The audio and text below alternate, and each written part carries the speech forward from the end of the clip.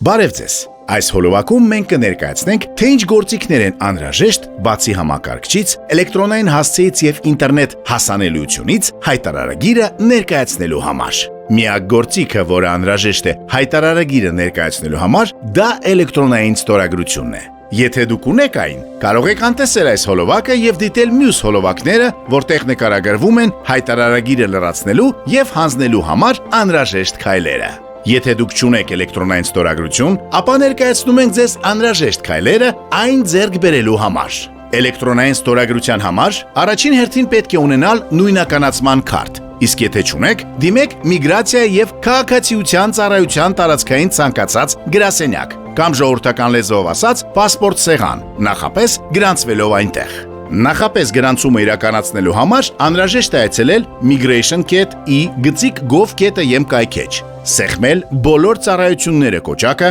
այնուհետև ծառայությունների ցուցակից ընտրել նույնականացման քարտի տրամադրումը, որից հետո ամրացնել այց սեղմելով համապատասխան կոճակը։ Բացված պատուհանից ընտրել լրացնել դիմումը կոճակը, լրացնել էլեկտրոնային փոստի հասցեն եւ հեռախոսահամարը եւ սեղմել առաջ կոճակը։ Էլեկտրոնային փոստն ու հեռախոսահամարը լրացնելուց հետո էլեկտրոնային փոստին մեկ անգամյա անվտանգության կոդ կգա, լրացնել այն եւ սեղմել առաջ կոճակը։ Լրացնել բոլոր դատարկ դաշտերը եւ սեղմել ընտրել օր եւ ժամ կոճակը։ Այնուհետև բացված օրացույցից ընտրել առաջիկա ազատ օրն ու ժամը։ Վերջ, գրանցման այցը հաստատված է։ Սեղմեք փակել կոճակը։ Եթե արդեն ունեք նույնականացման քարտ, ձեզ բնում է նույնականացման քարտով եւ բջջային հեռախոսով այցելել ձեզ սպասարկող բջջային կապի օպերատորի ցանկացած կենտրոն, որտեղ ձեր բջջային SIM քարտը կփոխարինվի նոր քարտով։ Հաջորդ քայլով կապի օպերատորները կակտիվացնեն էլեկտրոնային նույնականացումը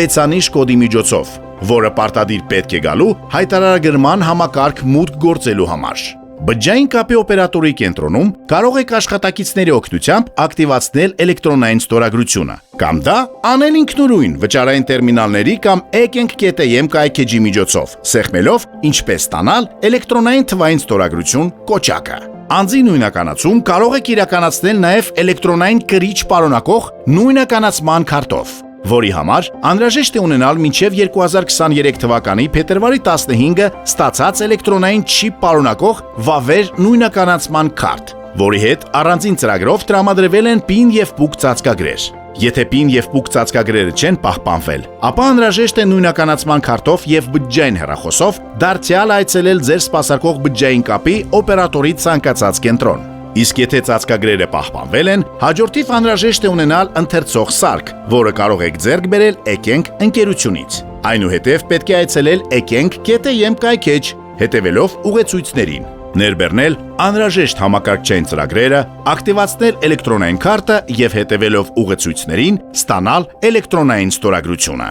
Վերջ, հիմա արդեն եկամուտների հայտարարագիրը ներկայացնելու համար կարող եք մուտք գործել PEC ֆիզիկական անձանց էլեկտրոնային ծառայության միասնական համակարգ CRC.am եւ սեղմել ֆիզիկական անձի տարեկան հայտարարագիր կոճակը։ Բացված էջում ընտրել քայլ 3, մուտք գործել PEC էլեկտրոնային հարթակ եւ ստանալ ՀՎՀՀ կոճակը։ Հաջորդ բացված էջում նշել համաձայն եմ կոճակը։ Այնուհետև մուտք ESM համակարգի միջոցով ընտրել բջջային նույնականացման քարտ կամ նույնականացման քարտ մուտքի տարբերակներից մեկը, նայած թե որ տարբերակով եք իրականացնել անձի նույնականացում եւ հետևել հրահանգներին։ Շնորհակալություն։